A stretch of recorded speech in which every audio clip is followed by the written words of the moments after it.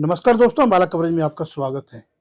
आज एक ऐसे शख्सियत से मिलाने जा रहा हूँ जो अपना अम्बाला शहर नहीं पूरे विधानसभा में अगर किसी को दिक्कत परेशानी है उनके मुद्दों को लेकर जो है वो सबसे आगे खड़े होते हैं। जी हाँ, मैं बात कर रहा हूँ पंजाबी नेता संदीप सचदेवा जी की।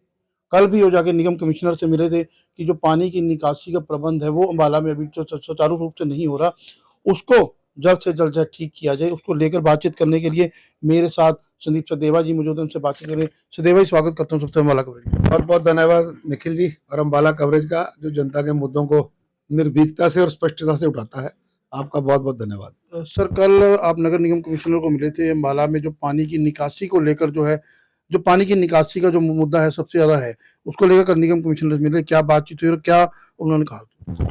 मैं आपके चैनल के माध्यम से जनता की आवाज को जो कल मैंने नगर निगम कमिश्नर के माध्यम के पास रखी है वो स्पष्ट करना चाहूंगा कि पिछले साल अम्बाला में बाढ़ की विभीषिका आई और अम्बाला के लोगों को बहुत से कष्ट हुए और करोड़ों लाखों रुपए का नुकसान अम्बाला की जनता का हुआ। लोगों के घरों में पानी घुसा, मेरे खुद के घर में 2.5-3 फुट पानी था।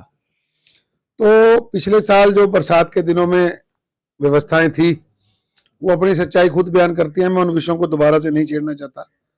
परंतु ऐसी कोई दुर्घटना दोबारा ना हो, अम्बाला के लोगों को फिर से बरसात में दिखते ना हो, पानी ना भरे, पानी की निकासी प्रॉपर हो जाए, इसके लिए कल हमने नगर निगम कमिश्नर के आवेदन किया था कि पिछली बार जो उन्होंने नाले सफाई का ठेका दिया है उसको स्वाभाविक और जमीनी हकीकत जाने, क्योंकि सेक्टर 1, 7, 8, 9 और 10 के जो इंटरनल ड्रेन्स हैं वो चौक पड़ी हैं, उनमें कई सालों से सफाई नहीं हुई, जिस वजह से सेक्टरों में पानी की बहुत मार रहती है।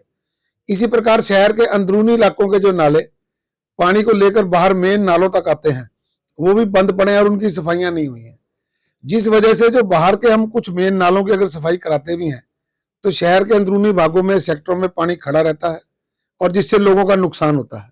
समय रहते इन सारी व्यवस्थाओं की वास्तविक स्थिति, जमीनी हकीकत जानकर टेंडर बनाया जाए और ठेकेदार को यह स्पष्ट निर्देश हो कि सारे शहर के नाले कम से कम 3 बार जुलाई महीने से पहले साफ हो, और इसके लिए समय रहते व्यवस्थाएं कर ली जाएं ताकि लोगों को बरसात के दिनों में कोई दिक्कत ना हो। चलिए, देखिए, संदीप सचदेवा जी से और मुद्दों पर बातचीत करें। सचदेवा जी, देखने में आया है कि पार्क जो है हर कॉलोनी में, हर सेक्टर्स में बनेंगे, लेकिन हालात जो है बद से बदतर हैं। कई पार्क कई ऐसे हैं उनमें तो अंदर जाने का भी दिल नहीं करता। जो छोटे छोटे बच्चे हैं वो भी वहाँ सैर नहीं कर सकते, ना ही अंदर जा सकते हैं। नगर निगम ने पिछले काफी समय से रेजिडेंट वेलफेयर सोसाइटीज जो हैं उनके साथ मिलकर पार्कों की व्यवस्था का जिम्मा दे रखा है, परंतु बहुत सी रेजिडेंट वेलफेयर एसोसिएशन या कई जगह पार्क जहां एसोसिएशन नहीं है वहां दिखते हैं, ना तो इनके एग्रीमेंट प्रॉपर हैं, ना ये नगर निगम जो पैसे हैं उनको समय से देते हैं, जिस वजह से कुछ संस्थाएं अपने पल्ले से पैसे खर्च करके करवा लेती हैं, कुछ संस्थाएं इतनी सक्षम नहीं है, तो इसलिए जब तक वो पैसे नहीं आते तब तक वो काम बंद हो जाता है। तो नगर निगम की अपनी इस व्यवस्था को भी चेक करना चाहिए और पार्कों की जो एसोसिएशनों को पैसे हैं वो अगर समय से मिलते रहें तो पार्कों की देखभाल अच्छे और बेहतर ढंग से हो सकती है। पार्कों की जो देखभाल है अच्छे ढंग से हो सकती है यदि नगर निगम पूरी तरह से वहाँ पर देख-रेख करे। तीसरी बात ये करेंगे, सचदेवा जी, देखने में आया कि जब विकास विहार की बात की जाए, अम्बाला क्लब के बाहर की बात की जाए, कई पॉश एरिया ऐसे हैं जहाँ पर जो है कूड़े के ढेर जो है वो लग जाते हैं। निगम अधिकारी जो है आँखें मूंद कर देखते रहते हैं, वहीं से जो है ऑफिसर भी निकलते हैं, निगम के अधिकारी भी निकलते हैं, लेकिन कूड़ा वैसे ही का वैसे ही पड़ा रहता है। ये बहुत ही दुख का विषय है कि करोड़ों रुपए खर्च करने के बाद भी अम्बाला शहर आज भी गंदगी का ढेर है। बार बार दौरे होने के बाद, बार बार प्रताड़नाएं लगने के बाद, कोर्ट के आदेश आने के बाद भी नगर निगम के अधिकारियों के कान पर जूं नहीं रेंगती है। और इसका सबसे बड़ा उदाहरण अम्बाला क्लब के बाहर गंदगी का ढेर, विकास विहार में लगा गंदगी का ढेर, ना उसके पास लगा गंदगी का ढेर, सोनलाल स्कूल के पास अब कम लगता है, सेक्टर 7 में रोडवेज के दफ्तर के पास लगा बहुत बड़ा कूड़े का ढेर। ऐसे बहुत से जगह हैं। रामा मंदिर, उसके पास पहले सफाई हुई थी परंतु अब फिर से वहां कूड़े का ढेर लगना शुरू हो गया है। नई अनाज मंडी के पास फिर से कूड़े का ढेर लगना शुरू हो गया है। तो कहीं ना कहीं जो हमारी व्यवस्थाएं हैं, जो हमारे अधिकारी हैं, वो आंखें मूंद कर इन सब मुद्दों को इग्नोर करते हैं। इस पर और सख्ती से काम होना चाहिए और कहीं ना कहीं अधिकारियों की जवाबदेही होनी चाहिए कि अगर शहर में इतने पैसे खर्चने के बाद भी गंदगी के ढेर हैं तो उन अधिकारियों की जवाबदेही होनी चाहिए, उनकी तनख्वाह में से पैसे काटे जाने चाहिए। जब तक ऐसा नहीं होगा तब तक अम्बाला शहर साफ सुथरा नहीं होगा। तो स्ट्रीट लाइट की भी बात की जाए, स्ट्रीट लाइट जो है नई स्ट्रीट लाइटें भी आ चुकी हैं, लेकिन वो भी अभी जो है कमरे के अंदर ही बंद पड़ी हैं। क्या वो लाइटें अम्बाला के लोगों के जो चौक है वहां पर लगी हैं या कमरे में बंदी रह जाएंगी? सोपती जी, ये आपने दुखती रग पर हाथ रखा नगर निगम की।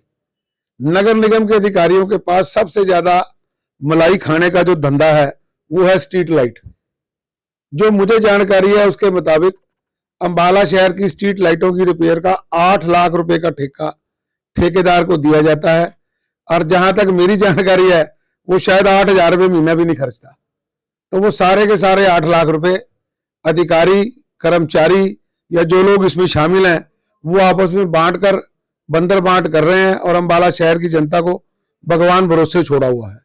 जब ये समस्या सरकार को पता लगी तो सरकार ने इसकी केंद्रीकृत व्यवस्था करके बहुत बड़ी मात्रा में लाइटें खरीद कर इनको दे दी, परंतु स्थानीय अधिकारियों ने उसमें भी गड़बड़ गोल झाला किया कि लाइटें लेकर बंद कमरे में सील कर दी और अपना धंधा जो ठेकेदार की रिपेयर का था वो उनका चलता रहा, क्योंकि असली मलाई उनमें से आनी है। जैसे ही ये लाइटें लग जाएंगी उनका ये मलाई का धंधा बंद हो जाएगा।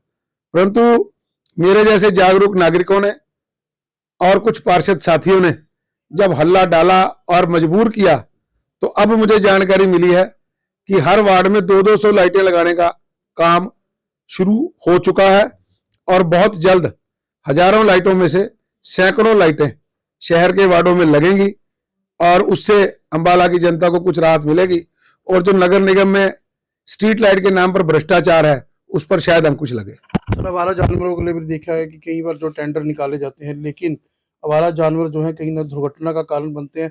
हर चौक जो है पर आवारा जानवर घूम रहे हैं, लेकिन निगम के जो अधिकारी हैं वो कहते हैं कि जी हमने टेंडर दे दिया, लेकिन होता कुछ भी नहीं। मैंने सोपती जी अभी आपसे कहा कि जब तक अधिकारियों की व्यक्तिगत रूप से जिम्मेदारियां तय नहीं होंगी तब तक इन समस्याओं का हल नहीं निकलेगा। नगर निगम के पास इतनी जमीनें पड़ी हैं, इतना फंड है, अगर नगर निगम चाहे तो इन पशुओं को वहां स्थानांतरित कर सकता है। आवारा जो हमारी गोधन है, देखिए कई गौशालाओं को मैं जानता हूं, मैं खुद भी गौशाला से जुड़ा हूं। हमारी केवल किशन मिगलानी गौशाला जिसमें लगभग 450 गोधन का प्रावधान है, उसमें इस वक्त लगभग 700 गोधन हम लोग देख रहे हैं। तो हमारी गौशाला पहले से ही ओवर क्राउडेड है। तो इसके लिए हमने नगर निगम को कहा कि आप हमें जगह दे दें। केवल किशन मिगलानी शहर के दानदाताओं के माध्यम से एक बहुत बड़ी गौशाला बनाने में सक्षम है और उसमें हम ये सारी गौशालाएं ले लेंगे, परंतु उस पर भी नगर निगम के अधिकारियों की अड़चने हैं और वो जानबूझकर इस दिशा में काम नहीं कर रहे, क्योंकि उनको पता है इसके नाम पर जो उनका भ्रष्टाचार का खेल चलता है वो बंद हो जाएगा। इसमें भी वो कहीं ना कहीं अपना भ्रष्टाचार देखते हैं और अपनी आमदनी का साधन ढूंढते हैं, इसलिए वो इस तरफ कोई ठोस कार्रवाई नहीं करते और ये बड़ा दुखद विषय है। कई वर्षों से सेक्टर 7 में रह रहे हैं और वहीं पर जो एक चौकी जो सेक्टर 7 में थी कई वर्षों से थी, लेकिन बिना किसी नोटिस या बिना किसी कारण जो है उस चौकी को वहां से हटा दिया। क्या कारण मानते हैं कि चौकी को हटाने का? क्योंकि लगातार जो वारदातें हैं वहां पर लड़ाई झगड़े हैं वो बढ़ते जा रहे हैं। देखिए ये बड़ा दुखद विषय है कि सेक्टर 7 की पुलिस चौकी को जो पिछले काफी लंबे समय से थी वहां हटा दी गई है। इसका ना तो हमें कोई नोटिस आया, ना ही हमारे से कोई विचार किया गया, ना ही हमारी कोई राय ली गई। मेरा ऐसा मानना है कि सेक्टर 7 की पुलिस चौकी बहुत अहम है, क्योंकि उसके आसपास काफी कार्य क्षेत्र ऐसे हैं जैसे पंचायत भवन है, सेक्टर 7 की मार्केट है, पुलिस डीएवी का ऑडिटोरियम है, गैलेक्सी मॉल है और ऐसा सुनने में आया कि अब वहां शायद पासपोर्ट ऑफिस भी आ रहा है। तो इन सब बातों को देखते हुए पुलिस चौकी का होना वहां बहुत जरूरी है। और सेक्टर 7 की मार्केट अपने आप में एक बहुत बड़ा ईटिंग हब अम्बाला का बन गई है, जहां रोज शाम को सैकड़ों आदमी अपने परिवारों के साथ खाने पीने का सामान खाने आते हैं, जिस वजह से वहां अक्सर जाम की प्रॉब्लम रहती है, जो चौकी होने की वजह से काफी हद तक ठीक थी। अब पिछले दिनों लड़ाई हुई मार्केट में, उसका भी वीडियो वायरल हुआ, सारे शहर ने देखा और पुलिस चौकी के हटते ही राइडर हट गए और जिसकी वजह से सेक्टर 7 में अब आवारा लड़कों ने बुलेट के साथ पटाखे बजाने फिर से शुरू कर दिए हैं और वहां से सेक्टर 7 की महिलाओं में, बच्चियों में और बुजुर्ग नागरिकों में एक भय का माहौल बन गया है और वो लोग डरे हुए हैं कि क्योंकि उस पटाखों की आवाज से एकदम से दिल दहल जाता है। तो ऐसे में सेक्टर 7 में पुलिस चौकी होनी बहुत जरूरी है और लोगों में जो भय और डर का वातावरण बना है उसको हटाए जाने के लिए जल्द से जल्द पुलिस चौकी वापस आनी चाहिए। सदैव भाई, शहर, पूरे शहर में कहीं भी जाओ गड्ढे ही गड्ढे हैं, कहीं से भी निकलो। लेकिन अब बात की जाए अगर जंडली पुल से जब लोग आते हैं तो वहां पर भी गड्ढे थे, लेकिन वो देखिए, नगर निगम के अधिकारी गले गले तक भ्रष्टाचार में डूबे हैं।